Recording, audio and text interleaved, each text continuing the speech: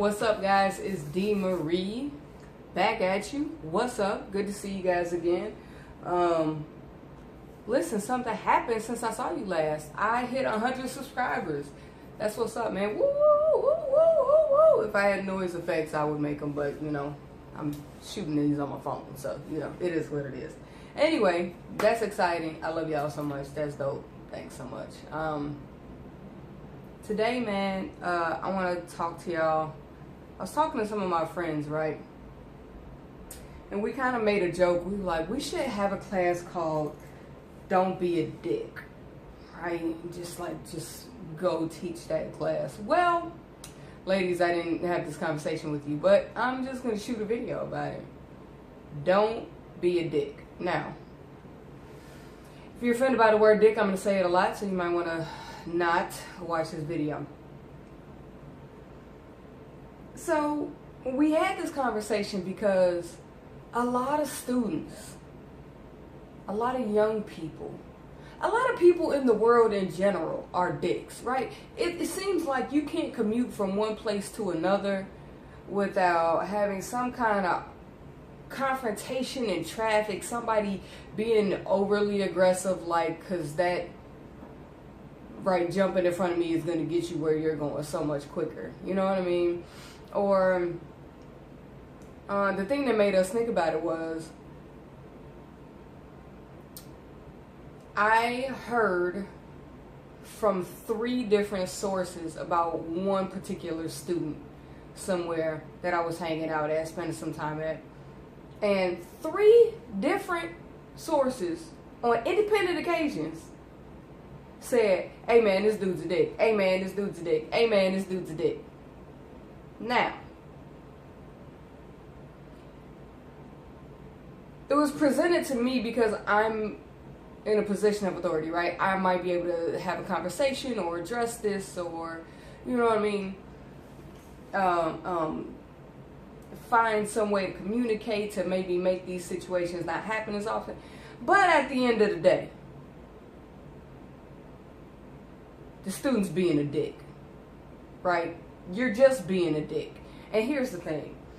In the hair industry, the communities are just too small for you to be a dick. It really is. Like, everybody knows everybody. I work in Chicago, licensed in Indiana. Then I went to Illinois, been cutting hair in Illinois professionally ever since. So, but I still live in Indiana, right? So I know people in this region, okay? I know people in Indiana. I know people in Chicago. I know hairdressers. I know estheticians. I know barbers, okay? I know a little bit of everybody. I know teachers, you know what I mean? And it's not just because I've been around the block for a little while, but like, if you've been out here for a little while, you're going to rotate and you're going to know people. You're going to work in a few different shops. You're going to work with a bunch of different people at those different shops. And so your network just grows, right? You can't afford to be a dick. The hair industry is too little. The word is going to get around that you're a dick. Nobody's going to want to work with you. And your income is going to be capped. You're going to be limited in the things that you have a chance to go do and people that you have a chance to work with. Because somebody's going to hear your name and be like, oh, nah, I know about old boy from, oh, nah, he is a dick. I heard from D that this thing happened or that thing happened, or maybe not even on some gossip stuff, right? Just like if somebody knows that I teach at Tricoci, right? And they might follow me on Instagram or Facebook or whatever. They know I teach at this particular school. If they see a name from a school come up, do you think that they're going to call me? Absolutely. Because they want the real scoop. They don't want what the resume says. They don't want what the professional Instagram page says. They want the real deal. D, who is this person? Is he whack? Does he have good work ethic? Do you even know him? Have you seen his work? What's up with this dude? For real. Give me the lowdown. And I'll be like, yo, on the real, dude's a dick. You don't want to hire him. Dude's a dick. Because, and let me tell you why. It's not out of spite, right? I'm not trying to be funny or whatever. But here's the real. In this industry, and it's not even from a teaching position, right? Even if I was working at a barbershop and somebody said, oh, you worked at this place? Oh, I know somebody who used to work there. they're going to reach out and find out about you from somebody else. It's not even necessarily just from a point of teaching. It's just because the network is that little in this industry. For instance, let me tell you about this. Okay, real life experience. This happened to me just a few months ago. Well, shit, almost a year ago now, but nonetheless. So I decided to go back into a shop. So when I was looking to get to a shop, I knew what I wanted to bring home, as you always should. You should know what you need to bring home every single haircut. You should build your budget that way. That's another class for another day. I knew what I needed to bring home, and then I had an idea of what kind of commission I was going to be working on, because I was out of shop, right? It don't need me paying booth rent to somebody, and I don't have clientele build back up. I had to rebuild my clientele, and so I went into a commission shop. I was looking for a commission shop. So I know I'm paying commission. I know what I want to bring home, and if I can guess a commission, which I can because I've been around for a little while, right? I know that that means my dollar needs to be here so that after commission I can bring home this amount. Make sense? Okay. So first thing I did was search for barbershops in that price range so that I knew what I was going to be, where I was going to be looking, right, in the ballpark, essentially. So first shop I found, I really liked. It looked swagged out. It looked cool. It was an all-female group, which I was like, I don't know how I feel about that. But it's a cool-looking shop. It's a good price point, right? I was like, I'm going to reach out and just see, what they have to say. Turns out, the front desk at this shop, the front desk manager at this shop, this new shop, was the front desk manager at a shop I had worked at 9 years ago. This year it'll be 9 years ago I worked at. I didn't even know she worked there. I had not even done that much research to find out that she had worked there. But when she found out that they were going to interview me, I had put in an application. She went straight to the owners and was like, yo, hire her. They like, legit. And this was 9 years ago. I really wasn't good back then. But she went to them and was like, yo, hire her. And the owner's like, yeah, like, you think so? And she's like, no, I know her, you need to hire her. Like, great work ethic, you know what I'm saying? Like, she goes hard, you need to hire her. I practically had the job before I even met the owners. The interview was more of a formality of like, just making sure we could vibe and have a conversation. Yeah, she really cool. Okay, yeah, I feel it. Okay, let's go ahead and do that. And I'm not saying that to brag. I'm only saying that to create the impression upon you guys that your reputation will follow you everywhere, and you don't even know it. You won't even know what's being said about you in networking meetings or on social media sites or in the DMs, or you will have no idea that these things are happening. You will just have problems getting jobs and not know why. Or doors will open for you and you'll walk in a place and you'll be like, oh, yeah, what are you doing here? I didn't even know you were here. And things will just fall in line for you because of the reputation that you've built. Like if you build a good reputation. But if you build a bad one, a negative one, if you're lazy, if you are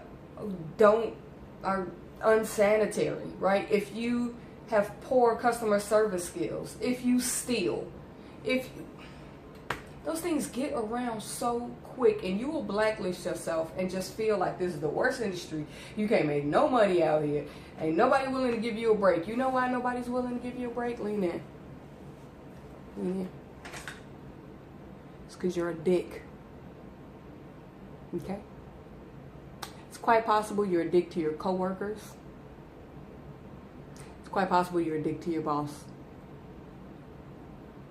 It's quite possible you're a dick to your clients. Because dictum does not restrain itself to one category of person. If you're a dick, it will eventually trickle out to every little category of person that you serve. See, you do serve your coworkers. You should. You should be a good coworker. You do serve your boss, your manager, your shop owner. You should. And you absolutely serve your clients. You should. And if you're a dick to one of those groups, you're probably going to be a dick to the other ones.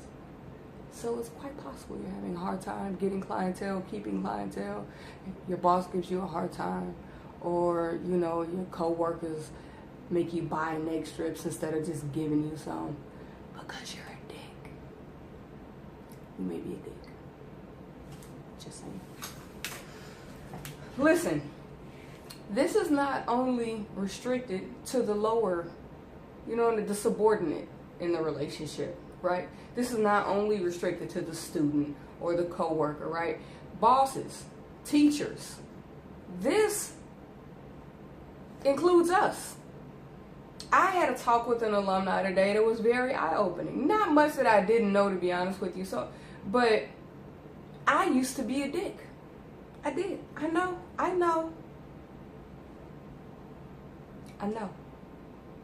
But the truth of the matter is, when I had disciplinary issues out of my students, I took it personally. I said, why isn't she just doing what I told her to do?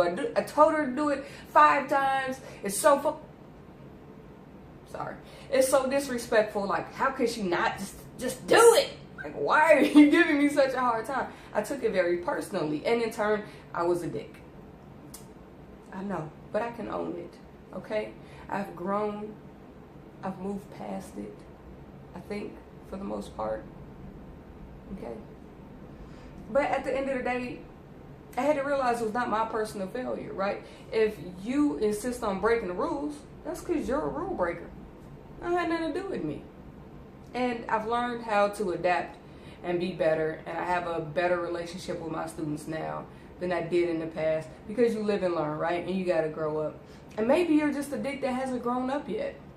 It's quite possible. There's hope for you still. There is hope for you.